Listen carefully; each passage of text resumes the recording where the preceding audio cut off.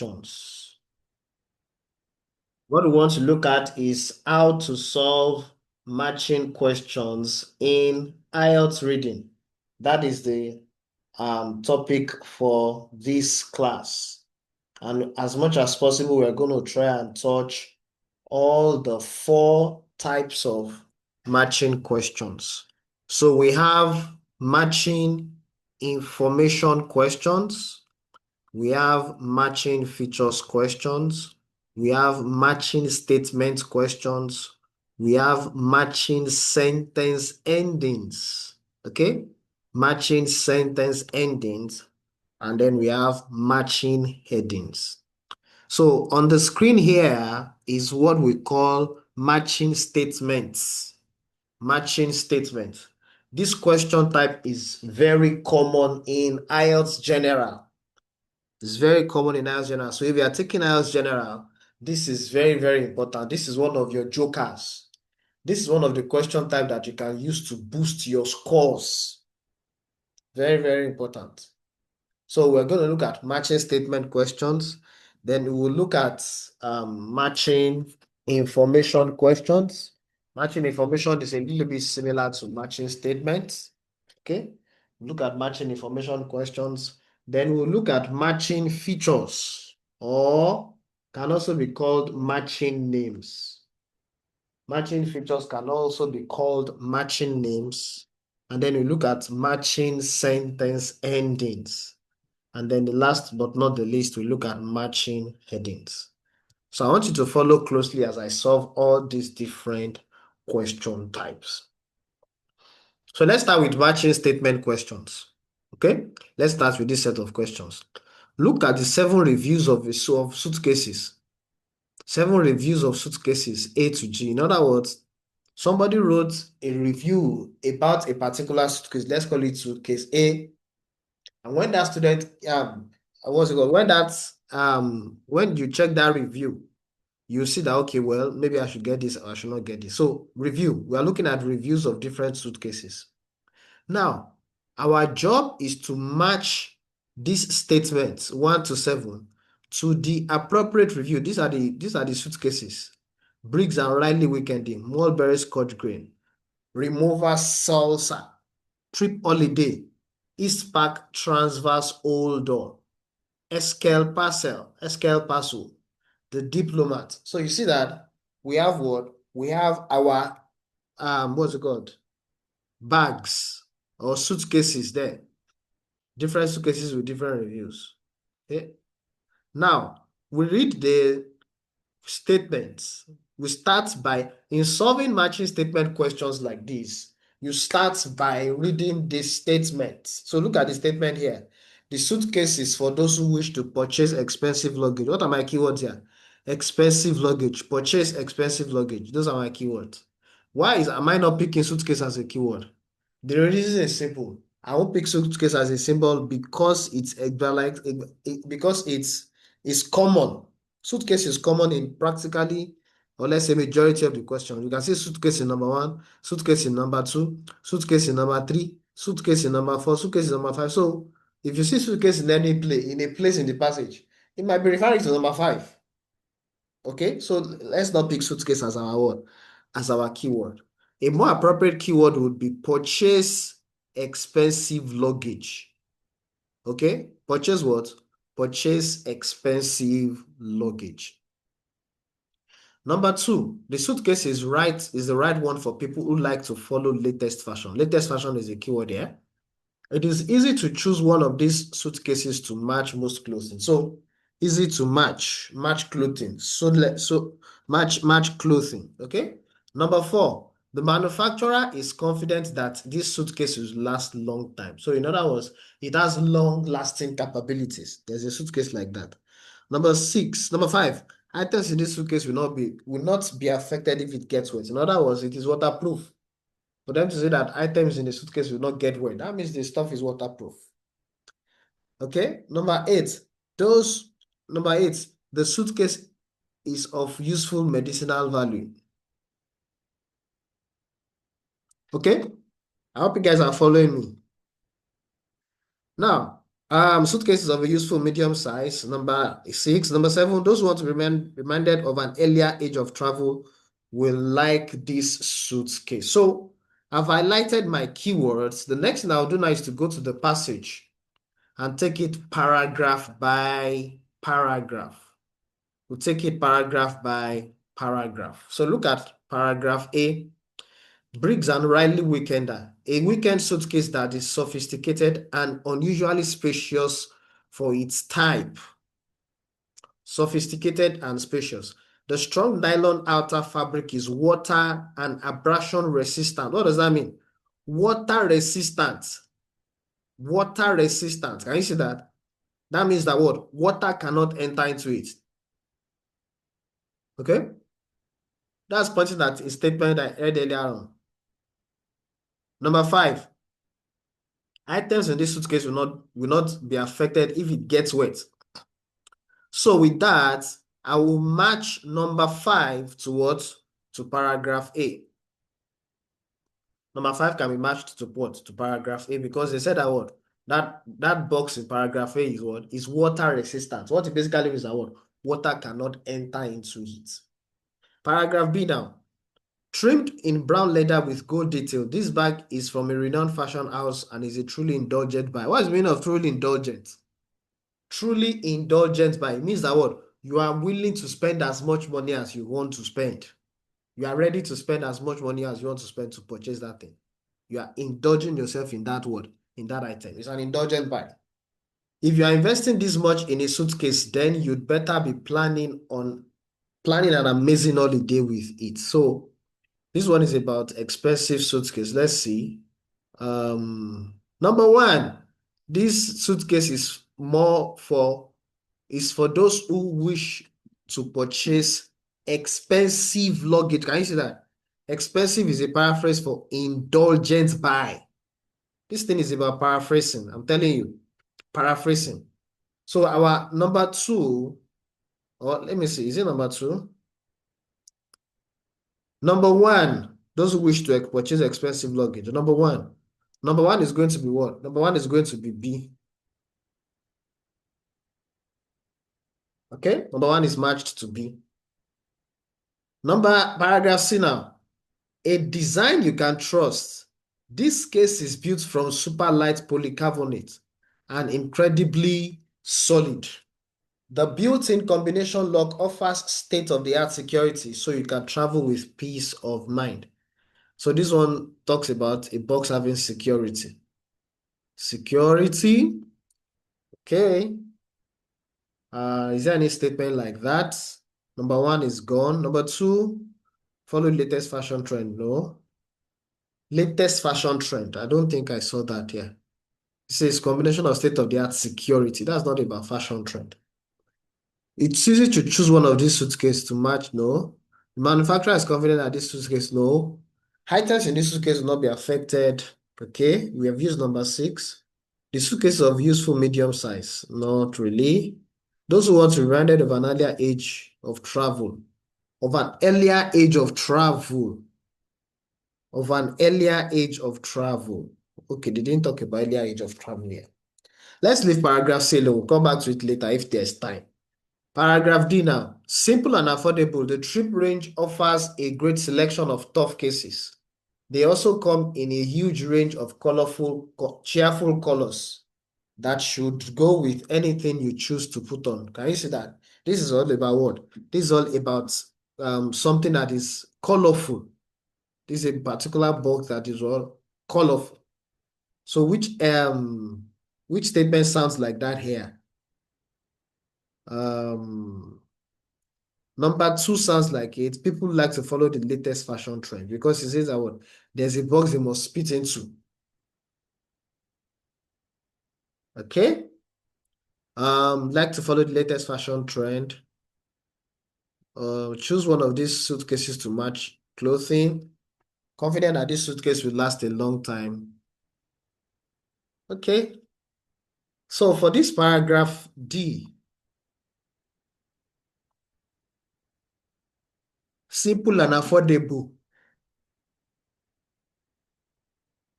and offer great selection of tough cases. They also come in a huge range of colorful chaff colors that go with anything. Simple and affordable. Hmm. Okay, let me come back to it later. East Park transverse holder. For those who want something in between an annual holiday suitcase and a weekend bag, this is a fantastic compromise. With two wheels and a telescopic handle, the bag is guaranteed 30 years. This is one that will last long. This is one that will last long. The customer is, number 8. The suitcase, no, number 4. The manufacturer is confident that the structure will last a very long time. Okay? It's going to last a very long time. Manufacturer is confident that it's going to last a very long time. So our answer to number 4. Number 4 is going to be what? Number 4 is going to be, I think it's D. Let me check and be sure. Where they wrote 30 years. 30 years is a fairly long time.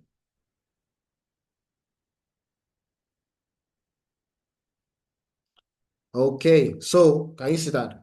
Guaranteed for 30 years. Who guarantees something? Is the manufacturer. The manufacturer puts a guarantee on it that it's going to last for what? For 30 years. Okay? Next one. Eskel Parcel. From the brand behind some of today's most popular rucksack. This suit is really a delight. Custom printed with Eskel signature leather toggles. This well-crafted case is as cool, stylish, and up to date. Up to date. That's about the latest fashion trend. Up to date. Up to date. That's number what? Number 2. Up to date. Number 2 is going to be what? Number 2 is going to be F. Let me check and be sure. Up to date. Yes, stylish. Up to date. Paragraph G now. Travel in style with this beautiful suitcase that goes back into the days when train ran on steam and air travel was leisurely. When train ran on steel, in the olden days, there's a bag that talks about long ago in the past. Where's that statement now? Number 7, those who want to be reminded of an earlier age of travel. Yes, very correct. So number 7 is matched to G. Number 7 is matched to what? G. So the only one I've not solved is number 3 and number 6. Number 3 and number 6. Number 3 says it is easy to choose one of these suitcases to match most clothing. Okay. To match most clothing. Paragraph D. Look at paragraph D. They also come in a huge range of cheerful colors that should go with anything you choose to put on. Can you see that? That should go with anything you choose to put on. So that's option D. Number, what's it called now? Most clothing. Number 3. Number 3 can be matched to D. Number 3 can be matched to what? Number 3 can be matched to D. And then so we are left with number 6. Useful medium size, okay? Which one sounds like useful medium size? Which one have I not picked? I've not picked paragraph C. Let me see paragraph C. Design you can trust, super light polycarbonates, combination. Okay. I don't think paragraph C can be matched to that. The statement says what? It says that the suitcase of a useful medium size. Useful medium size. So look at it closely. Number 1, they didn't really mention size in this number 1. Number 2, trimmed in brown leather. They didn't mention size in this number 2 either.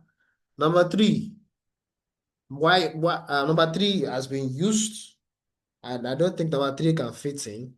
Number 4, huge range of colors that should go with anything you choose to put on. Okay. Number 5, paragraph E, for those who want something in between, an annual holiday suitcase and a weekend bag. Oh, that's it. For those who want something in between an annual holiday suitcase and a weekend bag. That's what we are looking for. Paragraph 6 is matched to what? Is matched to F.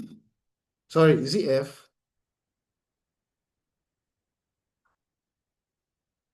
Is matched to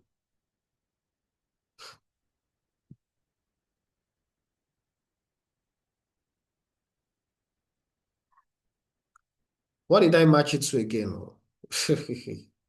I got distracted. Can somebody help me? What did I match it to? A design you can trust.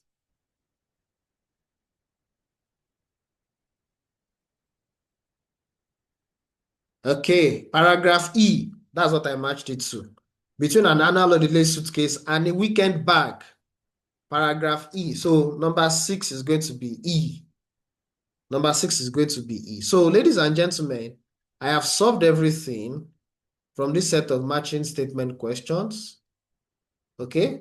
So I want you to take time to practice with lots of matching statement questions. You see the way I've done it. I read through the statement and I identified keywords. Okay? And then I started taking the passage paragraph by paragraph. Okay? Once I read a paragraph, I go to the question to confirm. Okay? And then until we settle for our answer. So you continue like that until you solve all the questions. Okay? Let's check our answer. Let's check our answer for this particular set of questions and see how many will be correct and how many will be wrong. So let's see. The network is hanging.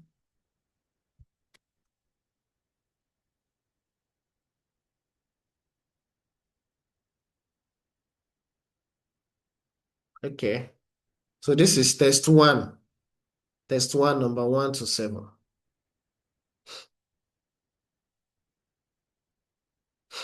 Number 1, B. Number 2, F. Number 3, D. Number 4, E. I wrote D for number 4. I hope I didn't make mistakes there. Number 5, A. Number 6, E. Number 7, I forgot to write number 7, G. Number 7 is also correct. Number 7 is G. Let me check. What did I pick for number 7? Those who want to be reminded of an earlier age of travel. Yeah, that's where they talked about steam. Steam and air travel. That's number 7. That's G. This number 4. Let me see. How is it E? Number 4. The manufacturer is confident that the suitcase will last a long time. Yes, I wrote E for that. How come I'm seeing D here? I wrote E for this number 4. And then number 6 too. Number 6, that's one I did last. Number 6 is also E. Something between an holiday suitcase and a weekend bag. So you see, matching statements. Matching statement question is very common in what? Very common in IELTS general. And that's how you approach it. You take it paragraph by paragraph. You read a paragraph. After reading and understanding, go to the list of statements and try and match the appropriate statement to that paragraph. Then come back to the passage, read the second paragraph. You do that until you finish everything. That's matching statement. Okay? Now, a similar version is what we call matching information questions. Very similar to what? Very similar to matching statement questions. We follow the same approach. Okay? So how do you identify matching information questions? This is the way to identify them. We are going to see something that says that what? Which paragraph contains the following information? Okay? You will say that what? Which paragraph does what? Which paragraph contains the following information? That's how to identify matching information questions. So here on our list here on the screen here, we have question 14 to 18. Okay? And it says that what? Write the correct letter A to G. So again, what do? We start by reading the statements and highlighting keywords. So what are my keywords here? Number 16, a description of how people misused a bike sharing scheme. Misused is a keyword for me here. Misused. Misused. Number 5, an explanation of why a proposed bike sharing scheme was turned down. Explanation, proposed bike sharing scheme, turned down. In other words, they didn't give the support that those people required. Number 16, a reference to a person being unable to profit from their work. Unable to profit. That's a keyword for me. Number 17, an explanation of the potential savings a bike sharing scheme would bring. Potential savings, bike sharing scheme bring. Number 18, a reference to the problems a bike sharing scheme was intended to solve. Problems intended to what? To solve. So, ladies and gentlemen, let's go to our passage and see what we can match. See what paragraph we can match to this statement.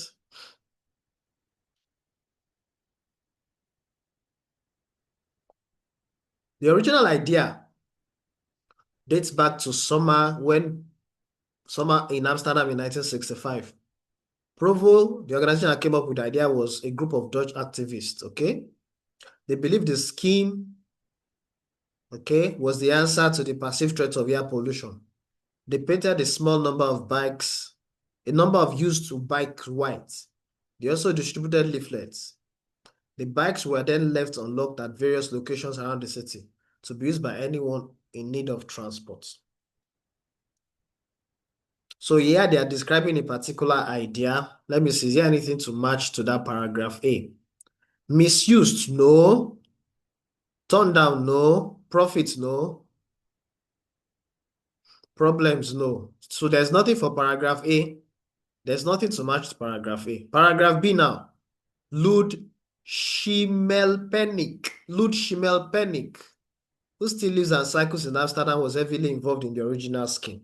He recalls how the scheme succeeded in attracting a great deal of attention, okay, but struggled to get off the ground. The police were opposed to Provost's initiatives, and almost as soon as the white bags were distributed around the city, they removed them. However, Schimmelpenninck and for Schimmelpenninck and for bike sharing schemes in general, this was just the beginning. The first Witte plan was just a symbolic thing. It says, we painted a few bikes white, and that was all. Things got more serious when a member of the Amsterdam city, when I became a member, okay, I think I saw something like a problem here. There's a place where it says a problem. Number 18, a reference to the problems a bike sharing scheme was, intended to solve. No. What I saw there is the problem that the bike sharing scheme faced. This paragraph is talking about the problems that the bike sharing scheme faced. It recalls how the scheme succeeded in attracting a great deal of attention, okay, but struggled to get off the ground. Why? The police were opposed to the idea. So that doesn't sound like what I saw. So let's go to paragraph C. Schimmelpenninck seized this opportunity to present a more elaborate with a Witte plan to the city council. My idea was that the municipality of Amsterdam would distribute 10,000 white bikes over the city to everyone to use. Okay, I made serious calculations. It turned out that a white bicycle per person per kilometer would cost the municipality only 10% of what it contributed to public transport per person per kilometer. So this is a problem something was intended to solve, transportation problem. Nevertheless, the council unanimously rejected the plan. They said that the bicycle belongs to the past. They saw a glorious future for the car. But Schimmelpenninck was not the least discouraged. Hold on. A description of how people misused. No. Why the proposed sharing scheme was turned down. Yes. Number 15 can be matched to the paragraph I just read now. This paragraph, I think paragraph C, yes.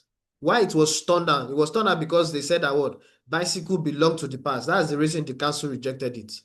So my number 15. My answer to number 15 is going to be what? Number 15 is going to be C. Number 15 is going to be what? C. Okay. Let's go now. Next paragraph. Schimmelpenninck never stopped believing in the bike sharing, and in the mid-90s, two Danes asked for his help to set up a system in Copenhagen. The result was the world's first large-scale bike sharing program. It worked on a deposit. You dropped a coin in the bike, and when you returned it, you got your money back. After setting up the Danish system, Schimmelpenninck decided to try his luck again in the Netherlands, and this time he succeeded in arousing the interest of the Dutch Ministry of Transport. Times had changed, he recalls. People had become more environmentally conscious, and the Danish experiment had proved that bike sharing was a real possibility. Okay, a new stuff was launched. However, riding a white bike was no longer free. It cost 1 guilder. Okay, Schimmelpenninck designed conspicuous study white bike. Okay, so you see what I'm doing. This is what I call skimming. You see where I'm reading very, very fast. So that's what we call skimming. I'm reading very fast to get a general picture of what is in that text. And then I'll come to this, my list of statements to see what I can match it to. So how people misuse, I didn't say anything about misuse in that paragraph that I just read now. Why it was turned down, we have already done number 15. A person being unable to profit from their work. Well, I didn't see that in what I just read now. An explanation of the potential savings. Yes, this part of potential savings, I saw it in that place where somebody did calculation with the council. This paragraph C here, I made serious calculation that it turned out that the white bicycle per person per kilometer would cost the municipality 10% of what it contributed to the public.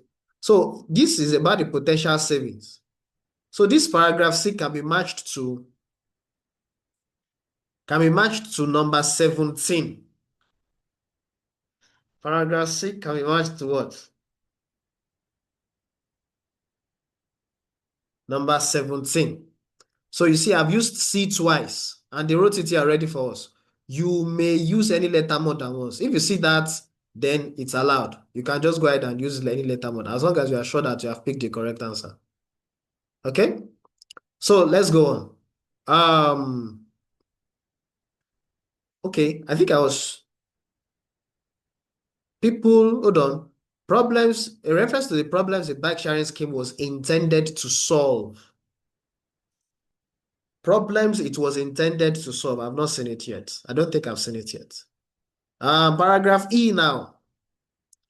Theo Molina, who was a systems designer for the project, worked alongside Schimmelpenninck. I remember when we were testing the bike racks, he announced that he had already designed better ones. But of course, we had to go through with the ones we had. The system, however, was prone to vandalism and theft. Hold on. Vandalism and theft. That's, where is it now? Vandalism and theft. Where is misused? Number 14. A description of how people misused a bike sharing scheme. So number 14 can be matched to paragraph E. That's misused, vandalism and theft. So number 14 is going to be what? Number 14 is E. Number 14 is E. Then let's go on. Paragraph F now. Schimmelpenninck was disappointed, but characteristically not for long. In 2002, he got a call. Okay, they want to set up something in Vienna. That really went well. After Vienna, they set up a system in Lyon, then Paris. That was the decisive moment in the history of bike sharing. The huge and unexpected success of the Parisian bike sharing scheme, which now boasts of more than 20,000 vehicles, inspired cities all over the world to set up their own scheme. All modeled on Schimmelpenninck's. It was wonderful that this happened, he says, but financially, I didn't really benefit. Can you see this? Paragraph F, I didn't really benefit. That's pointing at somebody that did not benefit from something. Number 16, a reference to a person, that's Schimmelpenninck, being unable to profit from their work. He didn't profit from his work. He didn't benefit. So that's F. Financially, I didn't really benefit. So F can be matched to what? F can be matched to statement number 16. So my answer to number 16 is going to be what? It's going to be F. Okay? So I'm left with number 18. Let's check the last paragraph. In Amsterdam today, 38% of all trips are made by bike. Along with Copenhagen, it is regarded as one of the two most cycle-friendly capitals in the world, but the city never got another with a fixed plan. Molina believes this is maybe because everybody in Amsterdam already has a bike. Shimepenik, however, cannot see that this changes Amsterdam's need for a bike sharing scheme. People who travel on the underground do not carry their bikes around, but often they need additional transport to reach their final destination. Although he thinks it is strange. Okay, he's optimistic about the future. Today, everybody longs for cities that are not dominated by cars. A reference to the problems a bike sharing scheme was intended to solve. The problems. Did they talk about problems here? No, I don't think they mentioned problems here.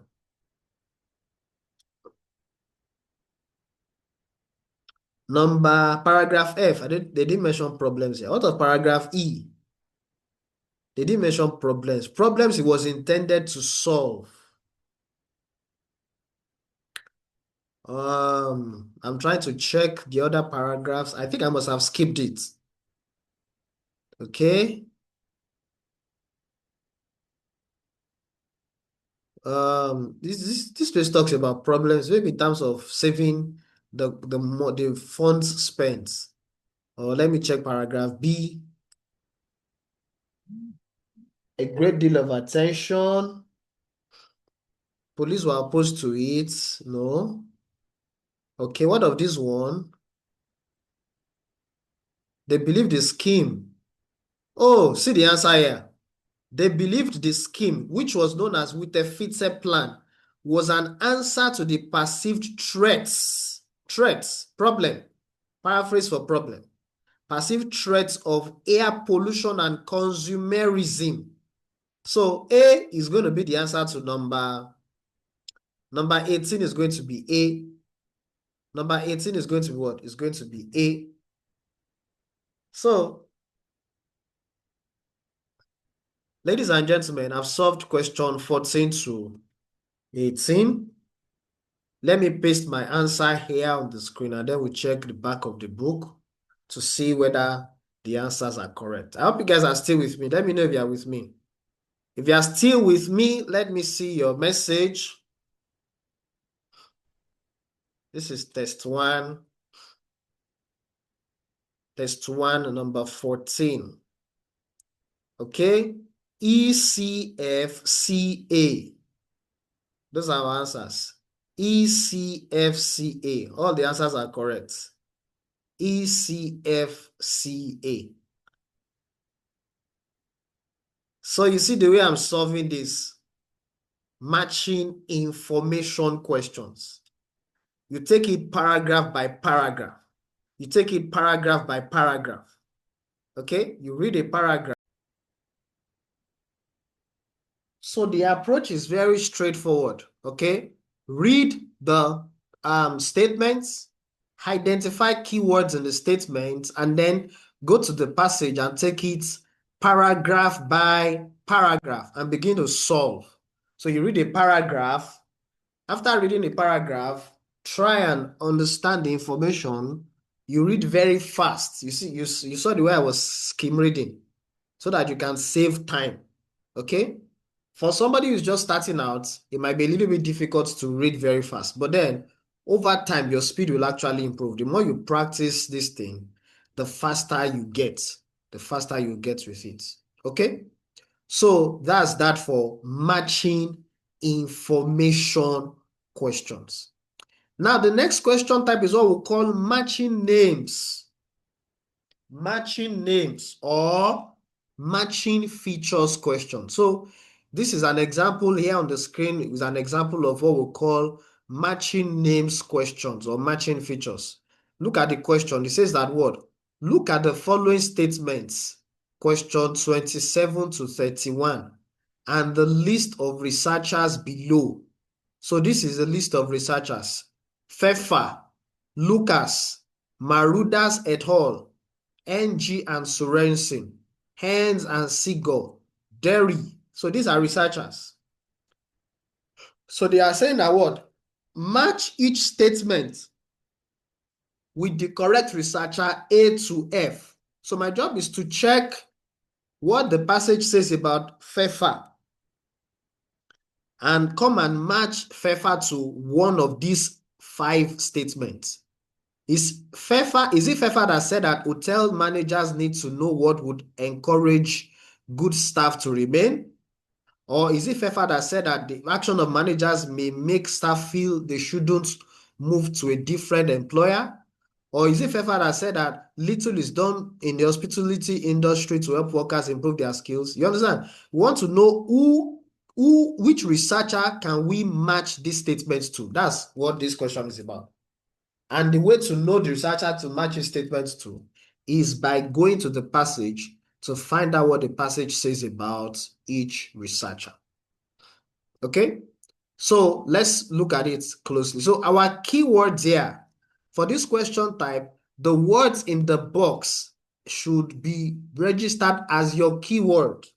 So all these names in the box here are my word. They are my keywords. They are my keywords. So I'll just go to the passage and I will start scanning for those names from the beginning. FEFA is the first name. So ideally, the way these names have been arranged indicates the way they will show up in the passage. So in the passage, the first thing I will see is most likely going to be FEFA. Then I will see Lucas. Then I will see Marudas. Then I will see NG and Sorensen. Then I will see Enz and Sigo. Then I will see Jerry. So this is how the names will show up. You're going to see. So look at it now. This is the passage here. Paragraph A, there's no name in paragraph A. I've scanned, I can't see any name. Paragraph B, there's no name in paragraph B. Paragraph C, I can see FEFA here. Can you see FEFA? The first name on that list. FEFA emphasized that in order to succeed in a global business environment, organizations must make investments in human resource management to allow them to acquire employees who possess better skills and capabilities than their competitors. This investment will be to their competitive advantage. So this is what FEFA is saying, that what? They should invest in HRM so that they can get employees that are better skilled and capable. So let's go check the statement. Is there anything that sounds like that? Hotel managers, no. Action of managers, no. Little is done in hospitality, no. Staff are less likely to change jobs, no. Dissatisfaction with pay, no. There's nothing yet for FEFA. Let's go back to the passage. I can see Lucas here, 2002. I think Lucas is on the list. Yes, option B is Lucas. Let's go back to the passage. Lucas. So look at this sentence here. This sentence here is for Lucas. Despite this recognition of the importance of employee development, the hospitality industry has historically been dominated by underdeveloped HR practices. There's something to match to that. Yes. Little is done. Look at it here. Number 29. Little is done in the hospitality industry to help workers improve their skills. That's what I just read now that Lucas said. Little is done to help workers improve their skills. Look at it. Hospitality industry has been dominated by what? Underdeveloped HR practices. So they don't develop their employees. That's what they are saying here. They don't develop their employees. They don't help their employees to improve. So Lucas, option B, can be matched to number 29. 29 is what? Is B. 29 is what? 29 is B. Then number 30. I'm sorry. I won't do now. It's not number 30. I should just go back to the passage and continue. That's it. So I'll just continue in the passage and check out the names again. Look, this is another Lucas. Hold on, let me check something. Okay, it says you may use any letter more than one. So what this means is that I can still see Lucas showing up as an answer again. You may use any letter more than one. That means this Lucas that I've used for number, what's it called? For number 29. Lucas can still show up again. So if you see Lucas in the passage, you should still read that place and understand and try and see whether you can match it to any sentence. Okay, so let's go. Lucas also points out that the substance of HRM practices does not appear to be designed to foster constructive relations. Okay? Let me take that again. I hope you guys are with me. If you are with me, let me see your message. Let me be sure you guys are following me. Let me see your message. Who is with me? Who is still following me? Okay, thank you very much. All right. Okay, very good.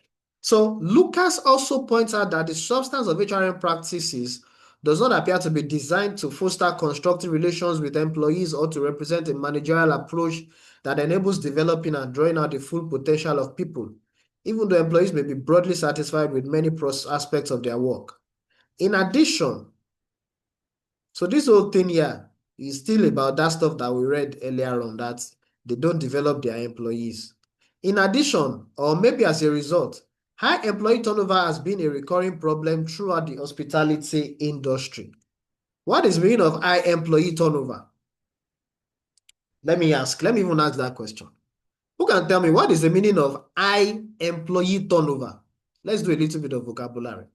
What is the meaning of high employee turnover? What does it mean? You can tell me the meaning. Anybody? High employee turnover. What does it mean? What does it mean? Anybody?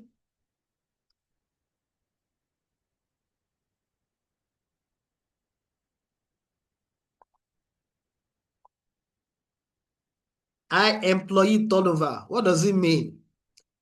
It basically means that lots of employees leave a particular company every year. The percentage, if you say that a particular company has a high employee turnover, what it means is that that company has a large proportion or a large percentage of its workers leaving the company at the end of the year compared to the number that stay. That's meaning of high employee turnover. It basically means that workers don't stay in that company. That's meaning of high employee turnover. Workers don't stay, they leave. Maybe they are not treating them when they leave. That's the meaning. That's the meaning of what? High employee turnover. So please keep that in mind in case you come across it in what's it called now? In case you come across it in another reading passage or something. So it has been a recurring problem throughout the hospitality industry. Among many cited reasons are low compensation, inadequate benefits. So these are the reasons why employees leave. Who said it? Marodas is the one that said it. Let's go and check our list of statements. Marodas is the one that gave us the reason why employees are leaving. Marodas. Okay? So let's go check. Is there anything like that? Hotel managers need to know what would encourage good staff to remain. No. The action of managers may make staff feel they should move. They shouldn't move. No. Little is done. No. Staff are less likely to change job if no. Dissatisfaction with pay is not the only reason hospitality workers change job. Yes, this is it. Number 31. Let me check that passage again. Among the many cited reasons are low compensation. This is what? Pay. Pay. Dissatisfaction with pay. Low compensation. But then, it now mentions other reasons. Inadequate benefit. Poor working condition. Compromised employee morale. Attitude. So, Marudas can be matched to statement number 31. Marudas, C. So, for me, number 31 is going to be C. 31 is going to be what? It's going to be C. 31 is going to be what? It's going to be C. Let's go on. Let's go back to the passage. NG and Sorensen demonstrated that when managers provide recognition to employees, motivate employees to work together and remove obstacles presenting employee performance, employees feel more obligated to stay. That's what I saw in number, where is it now? Number 30, staff are less likely to change jobs. Hold on. Is it that 30 or 28, one of the two? The action of managers may make staff feel they shouldn't move. Let's go and check that thing again. When managers provide action of managers, can you see that? Action of managers. When action of managers provide recognition to employees, motivate employees to work together, and remove obstacles, that's action of managers. So this is going to be the action of managers may make staff feel they shouldn't leave. It also sounds like number 30, but let me just pick 28 for 28 is going to be D, NG, and Sorensen. 28. 28 is going to be what? D, NG, and Sorensen. Staff are less likely to change jobs if cooperation is encouraged. You see that place, this place where they wrote, look at this place here now.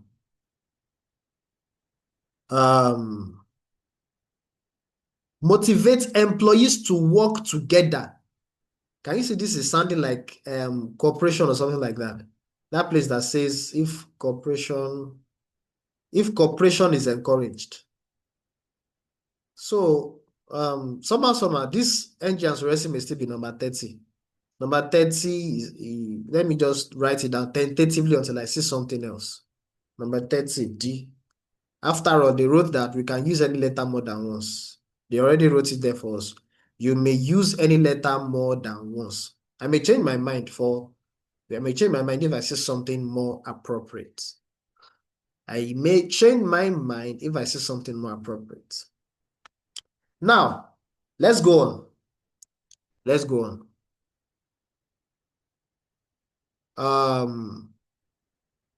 Okay, I stopped there.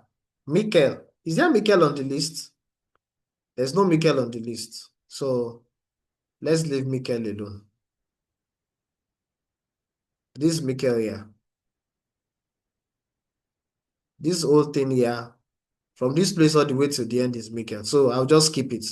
Let's jump to Spectre. Is there Spectre on the list? Spectre. There's no Spectre on the list. So let's jump Spectre too. Let's skip Spectre. I'm looking for the names on the list. Posting 2 is not on the list.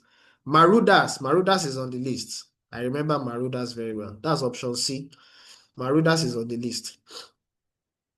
Such conditions are particularly troubling for the luxury hotel market, where high-quality service requiring sophisticated approach to HRM is recognized as a critical source of competitive advantage. Competitive advantage. Competitive advantage. Let me check. Hotel managers. There's nothing yet. Let me go on. So, Marudas et al., Schneider, Bowen, no. Ends and Seagull. Okay, let's read this part. It is therefore essential for hotel management to develop HRM practices that enable them to inspire and retain competent employees.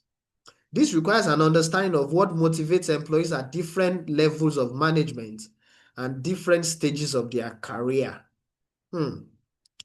Understanding of what motivates employees. Hotel managers need to know what will encourage good staff to remain. That's it. What motivates employees? Encourage is a paraphrase of motivate. So this number 27 can be matched to, what's the name again? Ends and Seagull. Yes, Ends and Seagull. Ends and Seagull is number E, option E. Number 27 is going to be E. 27 is what? E. 27 is E. I think it should be E. Hotel managers need to know what will encourage good staff to remain. What will encourage good staff to remain? That's what Ends and Seagulls. It says here that word. Understand what motivates employees. Can you see that? And here they talked about inspire and retain competent employees, good staff. That's paraphrasing. Competent employees is a paraphrase for good staff. So that's Ends and Seagull. Let's go on. S-bag. Is there S-bag on the list? S-bag is not on the list. S-bag, this is S-bag. Marudas again. Let's read this sentence. When these factors are unfavorable, job satisfaction may result. Significantly, though, just fulfilling these needs does not result in satisfaction, but only a reduction in dissatisfaction. When these when these factors are unfavorable, which factors are they talking about here? Let's go back a little bit. Esmark proposed that people have two major types of needs. The first being extrinsic motivation factors relating to the context in which the work is performed rather than the work itself. These include working conditions and job security. When these factors are unfavorable, job satisfaction may result. Significantly, though, just fulfilling these needs does not result in satisfaction, but only a reduction in dissatisfaction.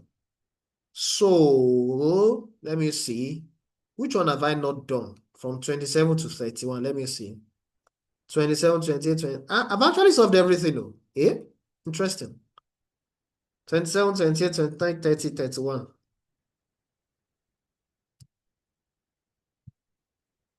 I've solved everything. 27, 28, 29, 30, 31. So let's see. I think that's all. I don't think there's any other. Marudas, unlike extrinsic factors, I'm just trying to do cross-check, final cross-check. No other name is showing up. Michael and Stafford, Tills et al. Jerry, Jerry has recommended several actions that can be adopted to retain good staff. Those particularly appropriate to the hospitality industry include allowing adequate breaks. Okay, is there anything like that? Hotel managers need to know. Action of managers may make staff feel little is done. Staff are less likely. I don't think there's anything for Jerry. Let's check our answers. Let's check my answers. So this is passage. This is test 1, number 27. Test 1, number 27. Test 1, number 27. E, D, B, D, C. All correct.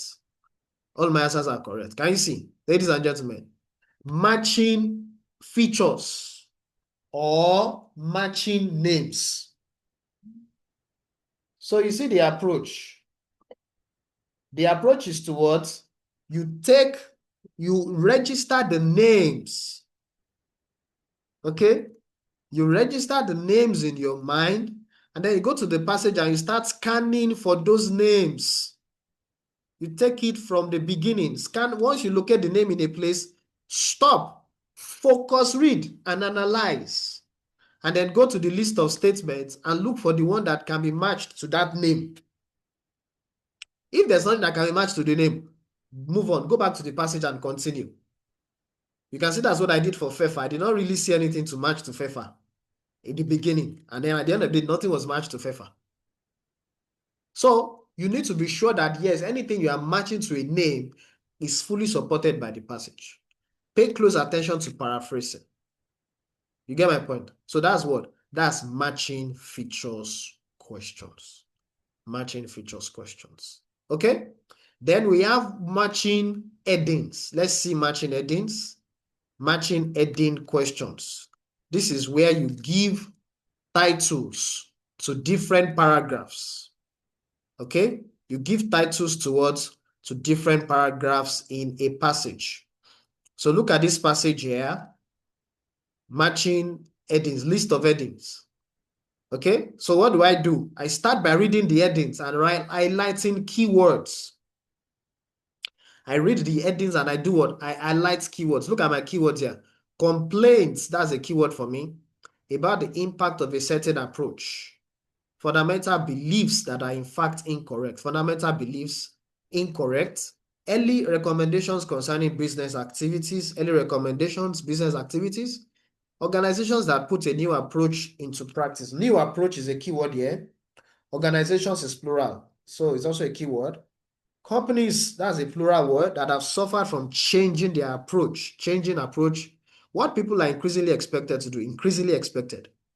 How to achieve outcomes that are currently impossible. Currently impossible, okay? Neither approach guarantees continuous improvement. Neither, in other words, this approach and that approach do not guarantee continuous improvement. Evidence that a certain approach can have more disadvantage than advantages, okay? more disadvantage than advantage. So I've read through the headings. I have an idea of what is in the headings. The next thing to do now is to go to the passage and take the passage paragraph by paragraph. I'll read a paragraph, okay? Come up with a title for it, and then go to my list of heading and look for a heading that sounds most like that title that I came up with. Any heading I pick for a paragraph must be fully supported by the majority of the sentence in that paragraph. Okay? Very, very important. Now, let's look at it. Organization is big business, whether it's of our lives, all those inboxes and calendars, or our companies are structured. A multi-billion-dollar industry helps to meet this need. We have more strategies for time management, project management, and self-organization than at any other time in human history. We are told that we ought to organize our company, our home, life, our week, our day, and even our sleep, all as a means of becoming more productive. Every week, countless seminars and workshops take place around the world to tell the paying public that they ought to structure their lives in order to achieve this. This rhetoric has also crept into the thinking of business leaders and entrepreneurs, much to the delight of self-proclaimed perfectionists with the need to get everything right. This thing is about we need to be organized. That's what I'm saying here. This paragraph is about all over the place. People are saying that we need to become more organized. There's one idea that sounds like that. We need to become more organized or something like that. Certain approach, no. Incorrect, no. Early recommend, no. New approach, no. Companies that have suffered did not show up there. What people are increasingly expected to do, that's the answer. What people are increasingly, look at it, look at this paragraph, this second part. We are told that we ought to organize our company, our home, our life, even our sleep. Every week, countless seminars take place telling us to structure our lives. Can you see that? This place talks about organization. So this first part and second part point at that heading I just mentioned now. What we are increasingly expected to do. That's number 6. So my answer to number 27 is going to be what?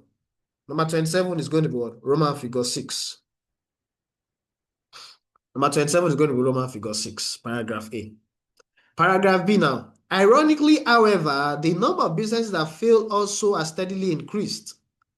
Work-related stress has increased. A large proportion of workers from all demographics claim to be dissatisfied with the way their work is structured and the way they are managed. This begs the question, what has gone wrong? Why is it that on paper, the drive for organization seems to be a sure shot for increasing productivity, but in reality falls well short of what is expected? In other words, organization seems to be something good that we should do. But in reality, it is not working. In reality, it is not working. So that's what this paragraph B is telling us. In reality, it's not working. So let's go check. What heading sounds like that? Number 1 sounds like it. Complaints. No, complaints is plural, so I won't go for this number 1. Fundamental beliefs that are in fact incorrect. This 1 and 2 looks like they are going to be our answer. Let me check number 3. Early recommendations, no. Organization, no. Companies, no. Number 7, how to achieve outcomes, no.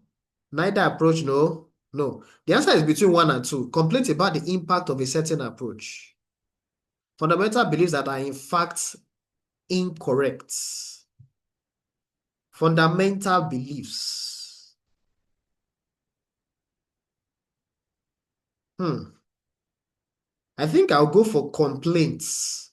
Complaints about the impact of a certain approach. Complaints is plural. So let me show you the plural thing that I picked from this paragraph B. Anytime you see a plural word, go to the text, go to the paragraph and try and see if you can see 2 or 3 things. Look at the first complaint. What has gone wrong? That's complaint 1. Complaint 2. Why is it that on paper the drive for organization seems to be a sure shot for increasing productivity, but in reality falls short of what is expected? That's complaint number 2. So this paragraph B can be matched to statement number 1. So for me, number 28 is going to be Roman figure 1. Number 28 is going to be what? Roman figure 1. Number 29. I'm sorry, paragraph C now. This has been a problem for a while now. Frederick Taylor was one of the forefathers of scientific management. Writing in the first half of the 20th century, he designed a number of principles to improve the efficiency of the work process, which have since become widespread in modern companies. So the approach has been around for a while. So this is about the fact that this organization matter has been has been on for a long time. So which heading sounds like that? Early recommendations. Yes, Frederick Taylor gave early recommendations. So number three can be matched to paragraph C. That's number 29. Number 3 is going to be C. So 29 is going to be what? Roman figure 3. Roman figure 3. Early recommendations. Those early recommendations are what? They are recommendations from Frederick Taylor. Frederick Taylor. Now, paragraph D now. New research suggests that obsession with efficiency is misguided. The problem is not necessarily the management theory or strategies that we use to organize our work. It is the basic assumption we hold in approaching how we work. Here, it's the assumption that order is a necessary condition for productivity. This assumption has also fostered the idea that disorder must be detrimental. This is basic. There's one statement about basic something. Let me show you this thing here. This sentence. Fundamental belief, sorry. Basic belief, fundamental belief that are in fact incorrect. That's what I'm reading. Fundamental beliefs. That word, organization is good for productivity. This assumption has also fostered the idea that disorder must be detrimental. The result is that businesses and people spend time and money organizing themselves for the sake of organizing, rather than actually looking at the end goal and usefulness of such an effort. So here, the basic assumptions we hold in approaching how we work. So that's fundamental beliefs to me. So let me see. I've used number 1. The answer is most likely number 2. Number 3, early recommendations. We have used number 3 too. Number 4, they didn't mention any organizations. Number 5, they didn't mention any companies. Number 6, we have used it. How to achieve outcomes. Currently impossible, no. Neither approach, no. The answer is going to be number 2. This paragraph D, number 30 is going to be number 2. Number 30, statement number 30, question number 30, Roman figure 2. Okay? 31 now. Let's go to paragraph E. Paragraph E. What's more, recent studies show that order actually has diminishing returns. Order does increase productivity to a certain extent, but eventually the usefulness of the process of organization and the benefits it yields reduce until the point where any further increase in order reduces productivity. Some argue that in a business, if the cost of formally structuring something outweighs the benefit of doing it, then that thing ought not to be formally structured. Instead, the resources involved can be better used elsewhere. So this year they are saying that what? Order is only beneficial to a certain point. In some situations, disorder is actually good. That's what I'm saying in this paragraph. This paragraph is saying that what? Order is good, but disorder is also good in some cases. So which heading sounds like that? That's number 9. Evidence that a certain approach, no. Number 8, neither approach guarantees continuous improvement. Continuous. In other words, order will not give continuous improvement. Number 8. So this is going to be number 31 is going to be matched to Roman figure 8. Number 31 is going to be matched to Roman figure 8. Matching headings. Matching headings. Okay? Now, paragraph F now. In fact, research shows that when innovating, the best approach is to create an environment devoid of structure, hierarchy, and enable everyone involved.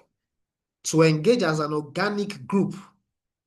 This environment can lead to solutions that under conventionally structured environments filled with bottlenecks in terms of information flow, power structure, would never be reached. Okay? In other words, an environment where there is no order can actually be beneficial. That's what I'm saying in this paragraph F. Environment without structure or hierarchy. It can actually allow for what? Innovation. Okay? Let's check the headings. Complaints, no. Fundamental, no. Early recommendations, no. Organizations, no. Companies, no. Expected to do, we have used it. How to achieve outcomes. I think it's going to be number 7. How to achieve outcomes that are currently impossible. Look at it here. Look at that currently impossible here. These environments can lead to new solutions that under conventionally structured environments would never be reached. New solutions that under conventionally structured environment, under organized environment, those things will be impossible. Impossible means will never be reached.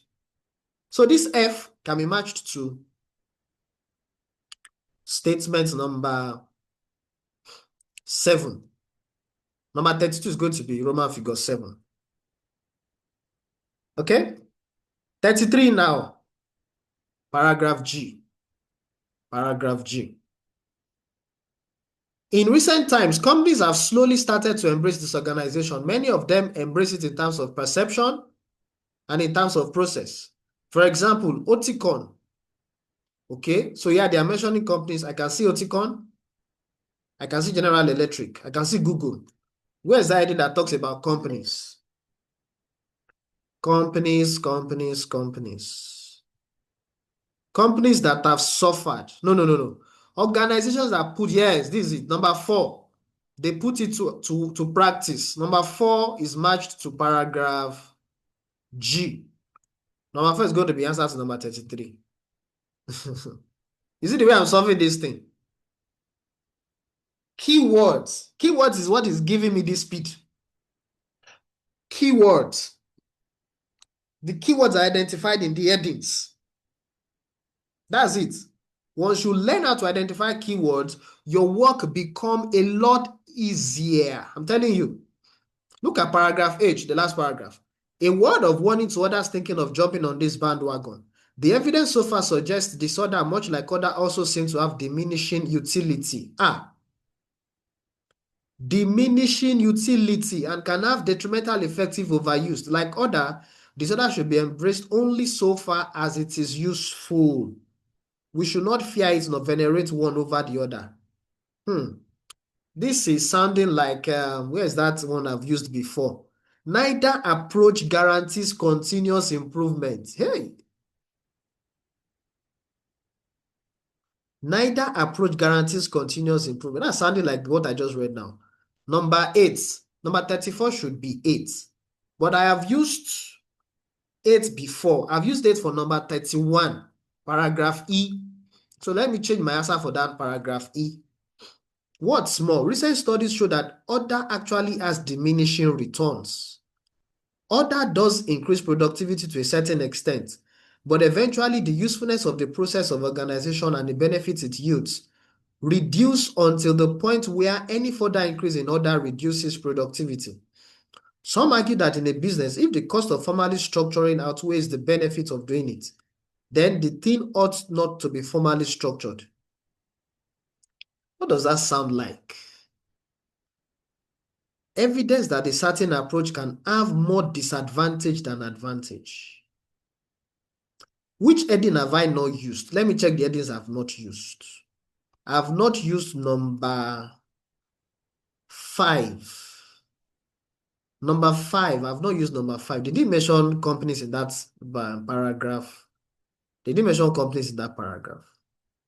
What of 6? I've used 6. I've used 7. I've used 1, 2, 3, 4.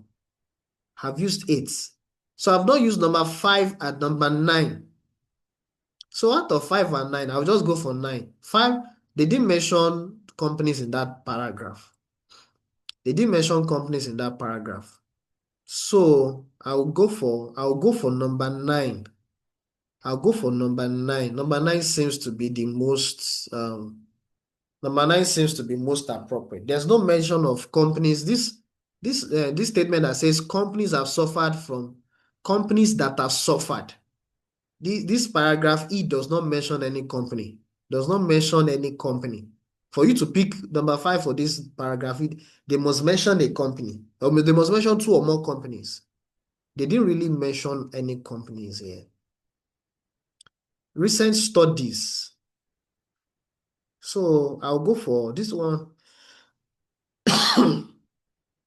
It's going to be 5. Paragraph E is going to be 5. Let me just write 5. So let me post my answer and then we'll check whether if anyone is correct. If anyone is wrong, we'll do self-correction. I hope you guys are still with me. Let me know if you are still with me. Who's still following me? Who is still following me? So these are my answers. This is passage. This is passage what now? This is test 2, okay? Test 2. Number 27. 6, 1, 3, 2, 9. Aha. I knew that one was going to have a problem. Number 31 is 9 instead of 5. 32, 7, 33, 4, 34, 8. So the only one that is wrong is number 31. They say number 31 is Roman figure 9. Number 31 is Roman figure 9. Okay? Number 31 is Roman figure 9. Self-correction, ladies and gentlemen. Number 31 is Roman figure 9. And now, okay, I mistakenly wrote 5 instead of 9. Can you imagine? It's 9 I wanted to write, oh. You guys remember, right? It's 9 I wanted to write, though. I now wrote 5. Can you imagine? So the answer is actually 9. The answer is actually 9. I was right. I mistakenly wrote the wrong thing. Ladies and gentlemen, matching questions. I need to round up on that. I'm going to round up on that note. So please, take time to practice with lots of matching questions so that you can get a hold of this thing and master it very well. Matching statements, matching features, matching information, matching ending questions so that you can really, really get a hold of it. Okay? I'll go to round up on that note. I'll drop some exercises for you to do in the group. And then